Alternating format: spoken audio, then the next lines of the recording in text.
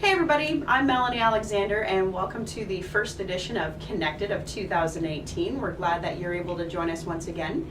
The Connected video series was an idea that came about through our strategic planning process a few years ago as a way to communicate in a different format and hopefully reach more people within the organization with information that's really relevant to all of our employees.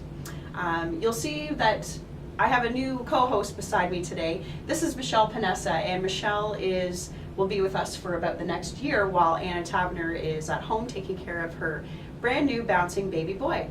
So Michelle, welcome to Community Living London. Thank you, I'm glad to be here. So today we're going to be taking a look at Michelle's story, who's a direct support professional, and her incident a few winters ago and how it impacted her work and personal life. January 29th, 2016, I was coming into work for 8 o'clock shift, bright and early in the morning. I had rained the night before and then turned to snow, about 10 centimeters that day. So I came into work. The sidewalk was basically cleared off. Went into the house. Staff had sent out one of the gentlemen to shovel off a little bit of the area to get into the van. I was inside, but I could hear this gentleman saying it's really slippery. So I put my boots on, come out to tell him to just stop, it's okay. As I was standing there talking to him, he handed me the shovel, and I went to turn with it, but my foot froze to the ground, and when I turned, my foot stayed, but my ankle didn't. I actually heard and felt it break. I went down. I was in the hospital for 3 days, had emergency surgery to put my foot back on my leg, and I ended up with plates, pins, and screws. I did not walk for 3 months, total no walking, no nothing. After that, I could do it with either a walker or crutches. I did better with a walker than crutches, but by using both of those things, I ended up with a frozen shoulder out of it in the end. So again, I didn't walk for 3 months. After that, I had physio for a year. Didn't drive for 5 months. Was off work total 1 year. The Health and Safety Committee would like to remind everybody that this is the time when the conditions outside can change in an instant, as Michelle found out a few years ago before her accident.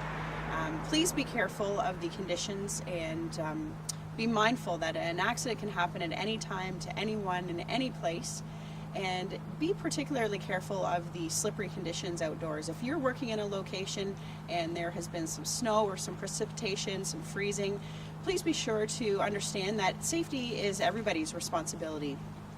Grab a shovel, grab some salt, get out there and clear a path for your coworkers and for yourself, along with the people that we support, and make sure that the conditions are as safe as they can be for everybody. Michelle, you're new to Community Living London. Yes. I bet you are aware, though, that we do have an emergency on-call supervisor. Yes, I have heard of this. So last year, in 2017, our emergency cell phone received and logged over 2,300 calls. Wow. Yeah, our on-call supervisors can be very busy. It wouldn't be unusual for a supervisor who is on call to field 27 plus calls in a day. That's incredible. Now, typically phone calls on Monday to Friday between 8:30 and 4:30 that are related to attendance, sick calls, missed shifts, vacation, those phone calls should be directed to Rachel Chu. But anything above and beyond Monday to Friday, 8:30 to 4:30, there is an emergency on-call supervisor available to take your calls at all times. So thank you very much for being patient and following the on-call protocol. If you're not sure what that is, if you're not sure if your call is an emergency, refer to your supervisor or refer to our emergency on-call procedures and take care of making those calls. Michelle, there are lots and lots of opportunities for people to advance through the organization. Lots of opportunities to get involved in different areas of support with more responsibility. One of those ways that you can move through the organization is to, if you don't have your DSW designation, is to enter into our apprenticeship program. Oh, well actually, Clark, who is a staff at Community Living London, has agreed to share his experience and story with the apprenticeship program. Let's take a look.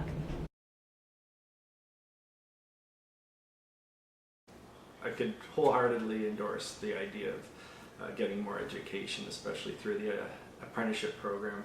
Once I started with the apprenticeship program, it did become evident that this is a career and that there was a lot more to consider. Despite a lot of the good training and mentors that I'd had previous to that in the work that would give me tips, this was an official line now of information and learning that I'd have and be able to use in my work. And almost immediately it changed my perspective about what I was doing, because now that you understand diagnoses and you're looking at the pharmacology aspect and the counseling and how to approach counseling in a professional manner, it just really changed how I started approaching work and how I could apply what I'm doing now to my schooling as well. And it really became meshed in that idea about what am I doing here and how am I serving the people that I serve. And yeah, it was a total 360, and from thinking of it as or 180 I guess, thinking of it as just something that I'm coming to earn money and punch the clock kind of thing, to, hey, I might be able to do this in the future as a real career and find a full-time job that I'd be happy with and make enough money that I could, you know, provide for my family and myself, and serve the people I support in a way that I hadn't been able to before. In the DSW program, I found that I really did know a lot more than I thought about this, just through the experiences I had done, and maybe hadn't evaluated them like that at the time. But now that we have experienced teachers that are talking about, have you been in this situation? I'm like, yeah. And how did you handle it? And I'm like, well, like this. And then when they start giving you all these different examples of different ways that you could counsel in different situations, I'd look back and think, wow, I bet you if I had this knowledge then, it would change a lot of how I feel about my job now. And ultimately, once I started thinking career-oriented in this field, which this really did give me that feeling of confidence and knowledge, that I started seeing that there's all kinds of opportunities out there for full-time jobs where I wouldn't be stretching myself so thin, and I would really be providing a service to the people that I'm supporting and be an asset, as opposed to just somebody who's a body, you know. Not that I was ever just totally a body, but yeah, from that point on I started applying for full-time positions, and the fact that I had been doing the skills part of the program as well. Once I was done the schooling, I was going all over to different parts of the agency to try different jobs there and to fulfill the skills requirement there, that I found myself in all kinds of positions I would never even have thought of.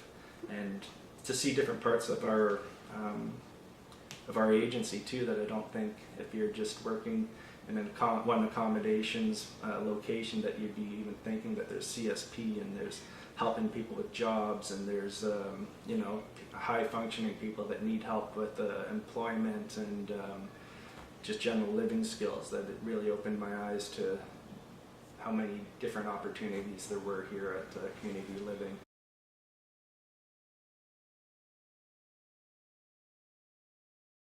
Thanks, Clark, for sharing your story. And thanks, Melanie, for having me for my first time in the Connected video. Well, thank you for joining me, Michelle, and I'll look forward to having you join me with in future episodes as well. Absolutely. Thank you all for watching, and once again, we appreciate all your feedback. Please keep it coming in if you have any ideas for some a topic area that you'd like Michelle and I to explore and present during our next video. Please contact either Michelle or myself, and we'll see you next time.